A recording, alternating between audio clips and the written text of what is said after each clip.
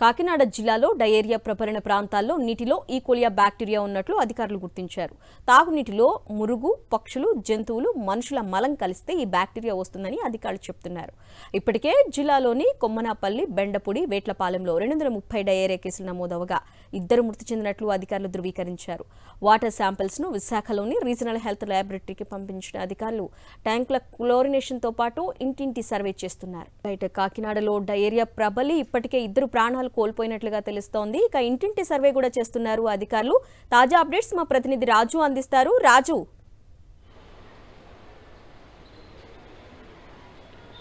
Good evening అరుణ. కాకినాడ జిల్లాలో ఏదైతే diarrhoea problem ఉందో ఆ ప్రాంతాల నుంచి సేకరించినటువంటి నీటి నమూనాల్లో ఈకోలి వైరస్ ఉన్నట్లు అధికారులు గుర్తించడం జరిగింది. మొత్తం మీద చూసినట్లయితే కాకినాడ జిల్లాలో ప్రధానంగా తొండంగి మండలంలోని కొమ్మనాపల్లి, అదేవిధంగా బెండపూడి గ్రామాలతో పాటుగా సామర్లకోట మండలంలోని వేట్లపాలెంలో డయేరియా వ్యాప్తి చెంది దాదాపు 230 మంది తీవ్ర అస్వస్థతకు గురయ్యారు. వీరిలో 2 మహిళలు మృతి చెందారు. దీంతో అప్రమత్తమైనటువంటి అధికారులు అక్కడ పారిశుద్ధ్య నిర్వహణతో పాటుగా ముఖ్యంగా ఏదైతే ఈ అతిసార వ్యాధి వ్యాప్తికి కారణమైనటువంటి నీటి కలుషితం మీద దృష్టి సారించారు. అక్కడి నుంచి సేకరించినటువంటి నీటి శాంపిల్స్ని కూడా విశాఖపట్నంలో ఉన్నటువంటి వైద్య ఆరోగ్య శాఖకు సంబంధించినటువంటి హెల్త్ ల్యాబొరేటరీ పంపడం జరిగింది. అక్కడ పరీక్ష చేసిన తర్వాత ఆ నీటి శాంపిల్స్లోని ఈకోలి బ్యాక్టీరియా ఉన్నట్టు, ఈ బ్యాక్టీరియా ప్రభావంతో డయేరియాకు గురయ్యి ప్రజలంతా కూడా విరోచనాలు, వాంతులకు గురయ్యి ఆసుపత్రులు పాలైన పరిస్థితి ఉంది. వీరందరికీ కూడా అటు వేట్లపాలెం పిహెచ్సితో పాటుగా ఇటు కాకినాడ ప్రభుత్వ ఆసుపత్రిలో కూడా వీరికి చికిత్స అందించడం జరిగింది. ప్రస్తుతం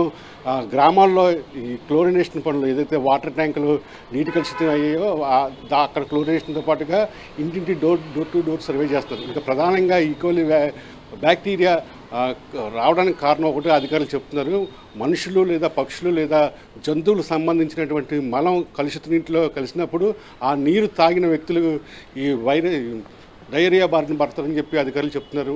ముఖ్యంగా ఈ ఈకోలి బ్యాక్టీరియా రాకుండా చూసేందుకు కూడా అధికారులు శానిటేషన్ పనులను గ్రామాల్లో చేసినప్పుడు కూడా అక్కడక్కడ గ్రామాల్లో ఇంకా 1-2 డయేరియా కేసులు నమోదైన పరిస్థితి ఉంది. ఈ డయేరియాతోటి కాకినాడ జిల్లాలో గ్రామాలు సైతం భయంతో వణుకుపోతున్న పరిస్థితి ఉంది.